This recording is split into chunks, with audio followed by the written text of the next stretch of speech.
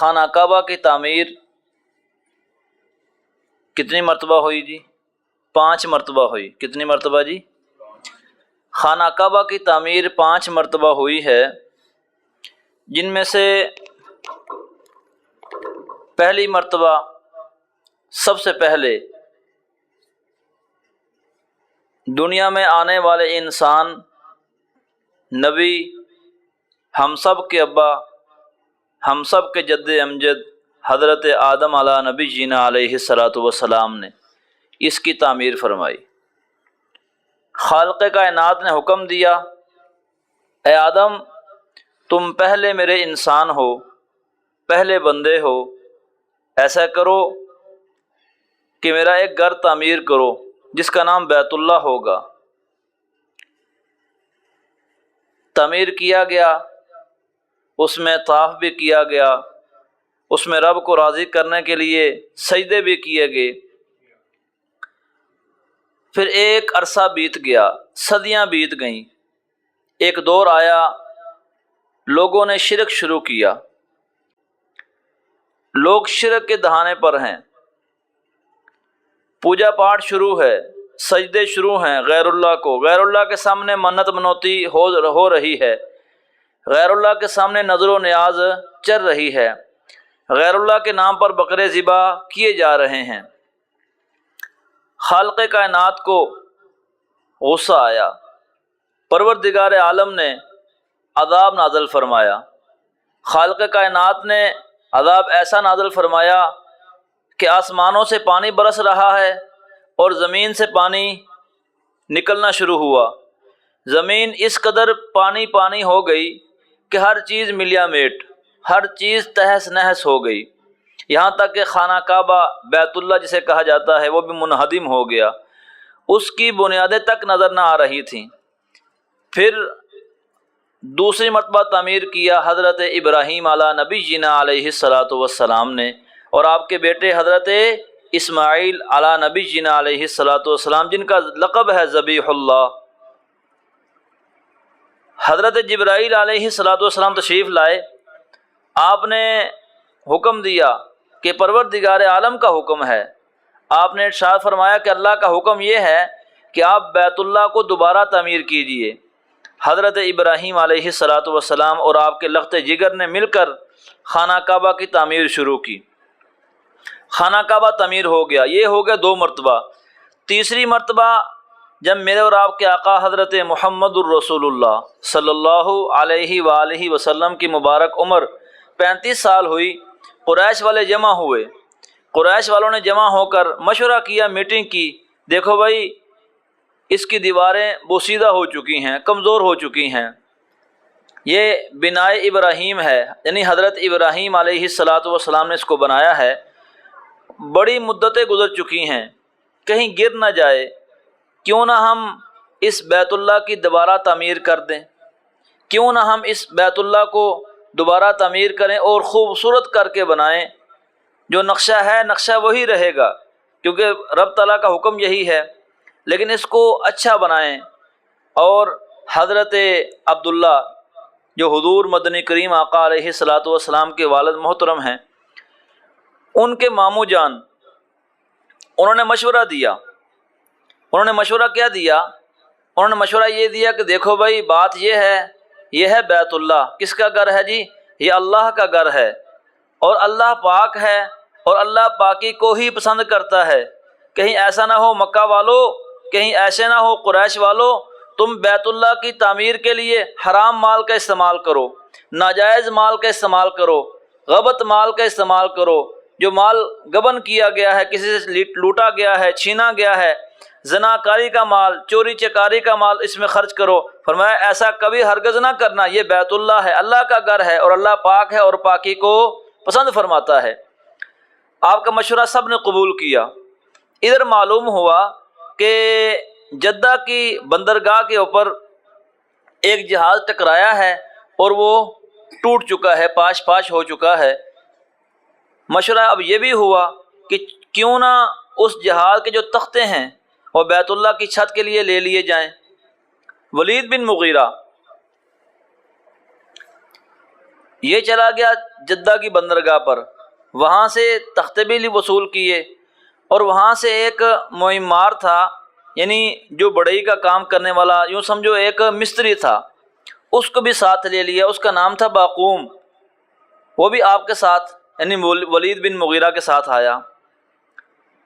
جب آیا تو تختے بھی ساتھ لے کر آئے۔ اب چھت کا انتظام تو مکمل ہو چکا ہے، اب مسئلہ یہ ہے کہ خانہ کعبہ کو گرائے گا کون؟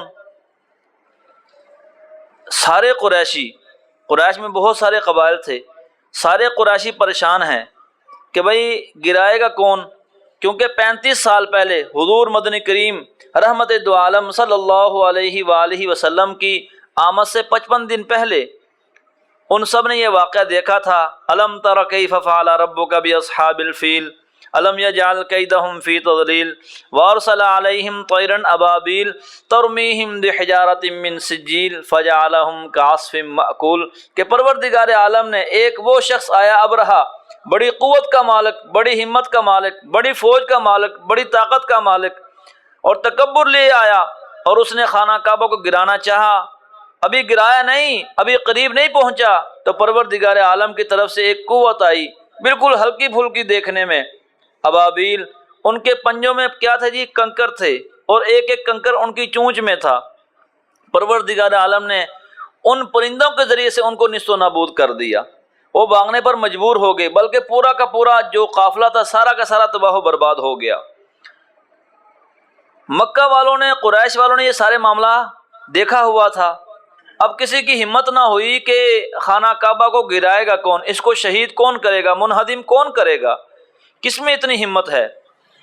ولید بن مغیرہ، اس نے ہتھوڑا لیا اور رکن یمانی اور حتیم کی جو حجر اسود ہے اس کی جانب سے خانہ کعبہ کو گرانے کی کوشش کی، اور یہ الفاظ نکلے اس کی زبان سے، اے پروردگار عالم، یہ گھر تیرا ہے اور ہمارا خیال برا نہیں، ہم اس کی بھلائی کے لیے کر رہے ہیں تاکہ تیرا گھر خوبصورت بن جائے، تیرا گھر بالکل صحیح معنی میں تعمیر کر سکے، اے اللہ کوئی برائی دل میں نہیں ہے، اے پروردگار عالم ہمارے دل میں کوئی برائی نہیں چل رہی، ہمارا خیال یا ہمارا ذہن باطل نہیں بلکہ ٹھیک ہے۔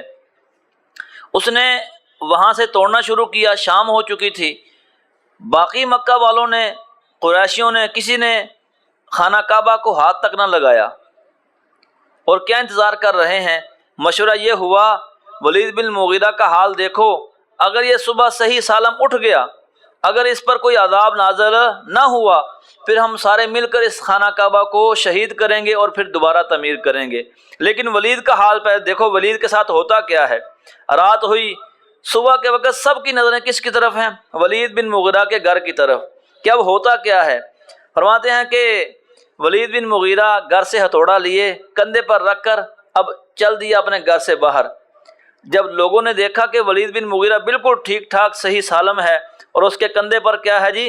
ہتھوڑا ہے، فرماتے ہیں کہ سارے کے سارے مکہ والے، سارے کے سارے قریشی اس کے پیچھے پیچھے، خانہ کعبہ کو شہید کیا گیا، اس کو گرایا گیا۔ جب پہنچے نا بنائے ابراہیمی کے اوپر، ان بنیادوں پر جو حضرت ابراہیم علیہ نبی جنا علیہ السلام نے تعمیر کی تھی، اس پر جب ایک قریشی نے ہتھوڑا مارا، فرماتے ہیں کہ مکہ مکرمہ میں ایک دھماکہ سا ہوا، سارے مکہ والے پریشان ہو گئے، وہیں پر ہتھوڑے روک دیے گئے کہ اب اس سے آگے کوئی نہیں جائے گا۔ وہیں سے پھر دوبارہ خانہ کعبہ کی تعمیر شروع کی۔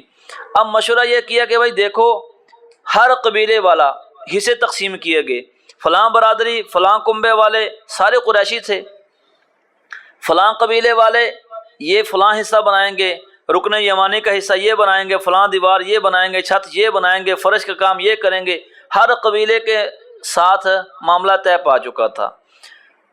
پتھر لاتے جا رہے ہیں، خانہ کعبہ تعمیر ہو رہا ہے۔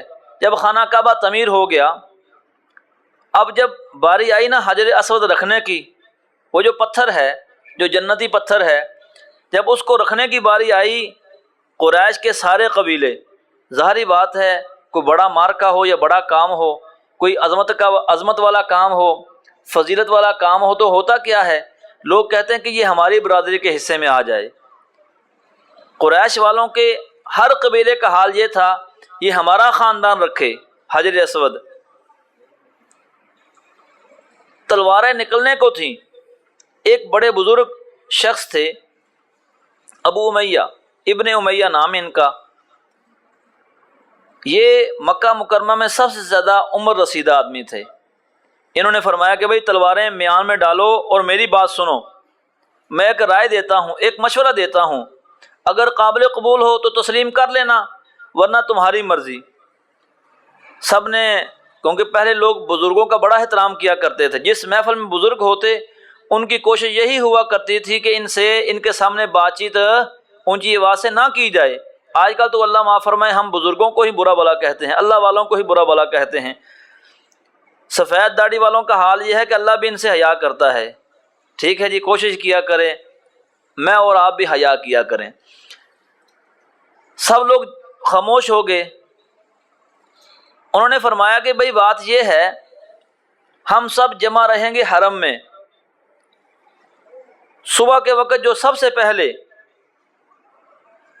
بیت اللہ کے دروازے میں داخل ہوگا وہ آپ کا حکم بن جائے گا، کیا خیال ہے؟ وہ جو فیصلہ کرے اس کو تسلیم کر لینا۔ سب نے کہا کہ ٹھیک ہے، صبح کو ہم فیصلہ کریں گے، صبح کو دیکھیں گے کون آتا ہے۔ لیکن مشورہ یہ بھی تھا کسی کو بتلانا نہیں۔ یہ سب لوگ کہاں جمع ہیں جی؟ حرم کے اندر۔ اور صبح جب ہوئی تو بیت اللہ کے اندر داخل ہونے والی شخصیت جو سب سے پہلے داخل ہوئی وہ آمنہ کے لال، عبداللہ کے در یتیم، جناب عبد المطلب کے پوتے، ابو طالب کے بھتیجے، میرے اور آپ کے آقا اور مولا حضرت محمد الرسول اللہ صلی اللہ علیہ وآلہ وسلم تھے۔ جب آپ کو دیکھا تو لوگوں کی زبان پر پتہ کیا الفاظ تھے؟ ھذا محمد، یہ تو محمد ہیں، یہ تو امین ہیں، ہم ان پر راضی ہیں، ہم سب ان پر راضی ہیں، ہم میں سے کوئی بھی ان سے ناراض نہیں، ہم یہ جو فیصلہ کریں گے سارے کے سارے فیصلے قبول کرنے کے لیے تیار ہیں۔ افسوس یہ ہے وہ تو کافر ہو کر بھی محمد عربی صلی اللہ علیہ وآلہ وسلم کے فیصلوں کو قبول کریں، اور آج کا امتی اپنے نبی کے فیصلوں کو ٹھکرا دے۔ تو کوشش کرو اور دعا بھی کرو، اللہ سے دعا ہے کہ پروردگار عالم حضور کے ہر امتی کو حضور کے ہر فیصلے پر آمنا وصدقنا کہنے کی توفیق عطا فرمائے اور عمل کی توفیق عطا فرمائے۔ اب یہ جب حضور داخل ہوئے، سب حضور کے استقبال کے لیے کھڑے ہوئے کہ اے محمد، اے امین، اے صادق و امین، فیصلہ فرمائیے۔ حضور نبی کریم سرکار دو عالم صلی اللہ علیہ وسلم نے پتہ کیا کیا؟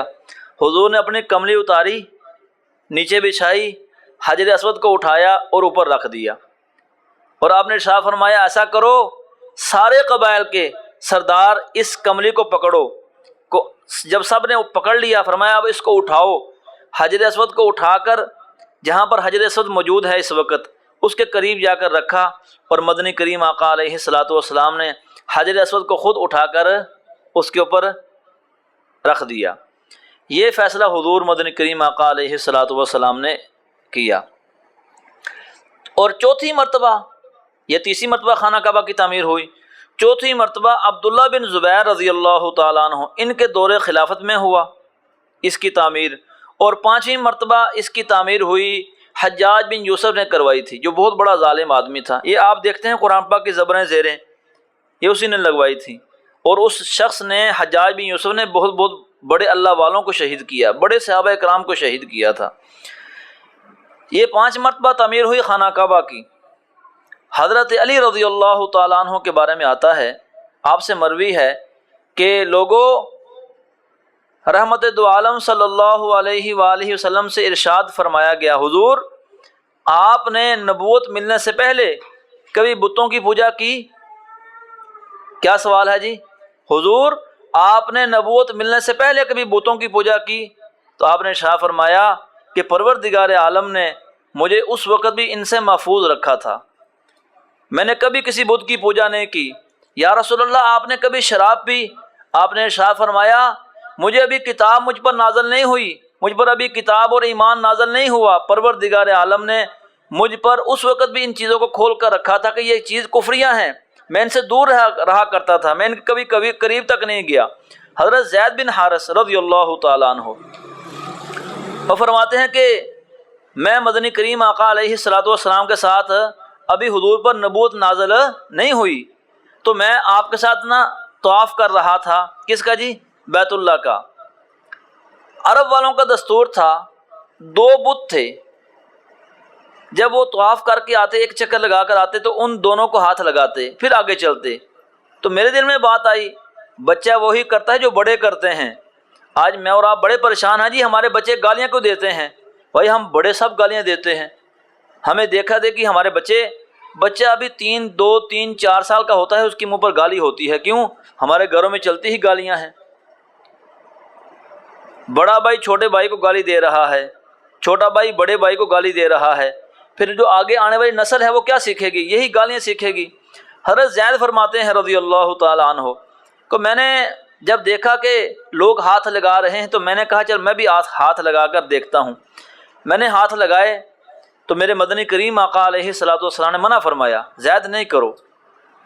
جب دوسرا چکر لگایا گیا نا، میں نے پھر بچہ ہوتا ہے، فرمایا کہ میں نے پھر ہاتھ لگا دیے، تو میرے مدنی کریم آقا علیہ الصلوۃ والسلام نے مجھے سختی سے منع فرمایا، زید یہ کام نہیں کیا کرتے، یہ اللہ کا گھر ہے، اللہ کو صرف اللہ کے سامنے سب کچھ کرنا ہے اور کسی اور کے سامنے کچھ نہیں کرنا۔ اور حضرت محمد الرسول اللہ صلی اللہ علیہ وآلہ وسلم کی یہ وہ زندگی ہے جو نبوت ملنے سے پہلے ہے۔ آپ ان کاموں سے پہلے بھی بیزار تھے کہ یہ کام درست نہیں ہے۔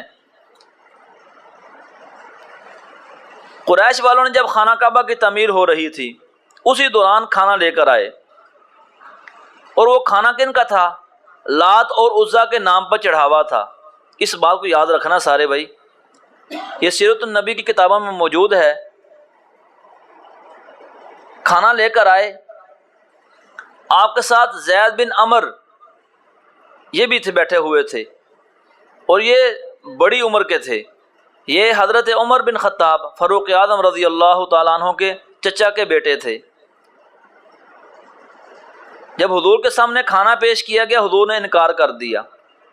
جب حضور مدنی کریم نے انکار کیا تو زید بن عمر کہنے لگے میں بھی یہ کھانا نہیں کھاتا، میں نے قریش والوں کو کتنی مرتبہ منع کیا ہے کہ دیکھو بکری کو بنانے والا کون ہے؟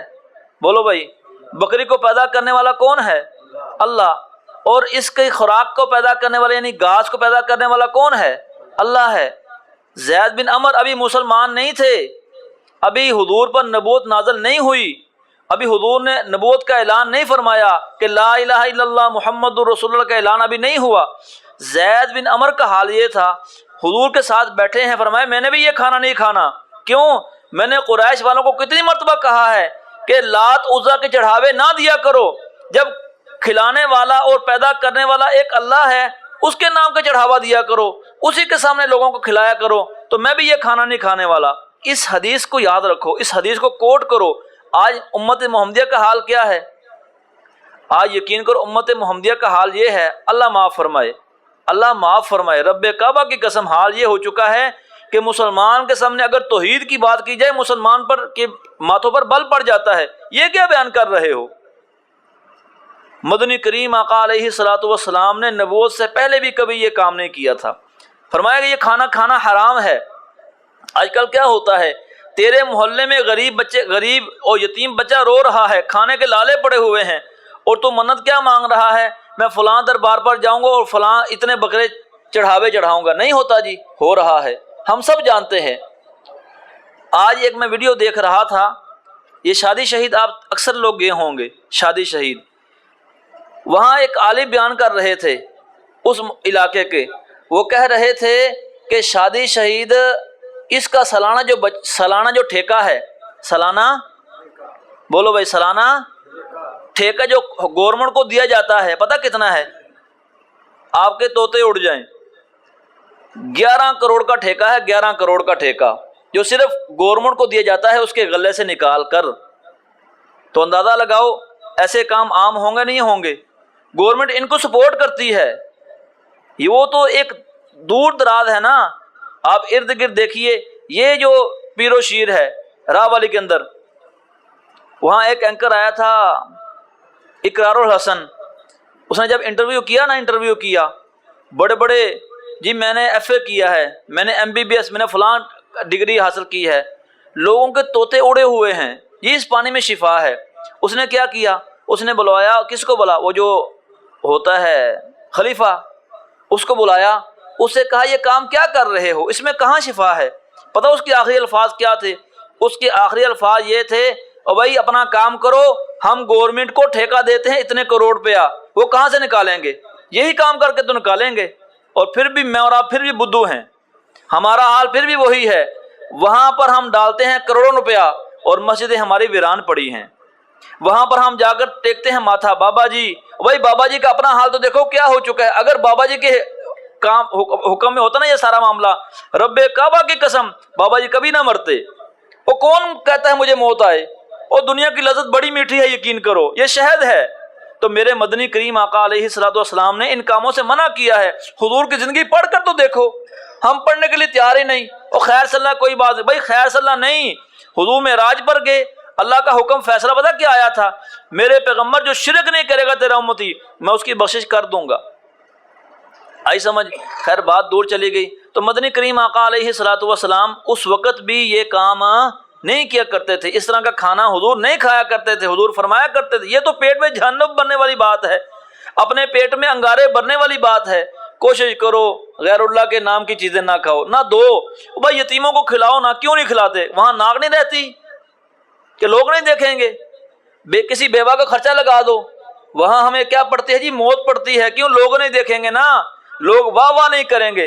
करा लो वाह वाह भाई, कब तक कराओगे? अता अमरुल्लाहि फला तस्ताजिलू, एक वक्त फिर आएगा तुम पाँव को भी नहीं हिला सकोगे, फिर कहाँ तुम्हारी वाह वाह होगी, तुम चलने से कासर हो जाओगे। इसलिए हर बंदा कोशिश करे, हर उम्मती हुजूर का कोशिश करे कि हुजूर को हकम बनाए, हुजूर को फैसल बनाए कि हुजूर फैसला जो करेंगे वही काम किया जाएगा। हुजूर मदनी करीम आका अलैहिस्सलातु वस्सलाम, जब ये सारा मामला हुआ, एक दिन का हाल है, अब्दुल्ला बिन अब्बास रज़ियल्लाहु ताला अन्हु, ये इस रिवायत के रावी हैं, फरमाते हैं कि जब खाना काबा तमीर हो रहा था ना, तो हुजूर अलैहिस्सलातु वस्सलाम के चचा ने, यानी मेरे बाबा ने, हज़रत अब्बास रज़ियल्लाहु अन्हु ने फरमाया कि भतीजे तहबंद उतार दे, पत्थर उठाने में ये दिक्कत आ रही है। हुजूर अलैहिस्सलातु वस्सलाम ने चचा के हुक्म पर तहबंद उतार दिया। हुजूर उसी वक्त बेहोश हो गए। जनाब अबू तालिब भागते हुए आए और हुजूर नबी करीम को उठाया, भतीजे क्या हुआ, क्यों बेहोश हुए? आपने फरमाया, चचा जान, एक शख्स आया था, उसने सफ़ेद लिबास पहना हुआ था और मुझे कह रहा था, ए मोहम्मद सल्लल्लाहु अलैहि वसल्लम, अपने सतर को छुपाओ, अपने सतर को छुपाओ। हुजूर फरमाते हैं कि वो दिन और आज का दिन मैंने अपने कभी सतर नहीं देखा। और आज की उम्मती का हाल पता क्या है?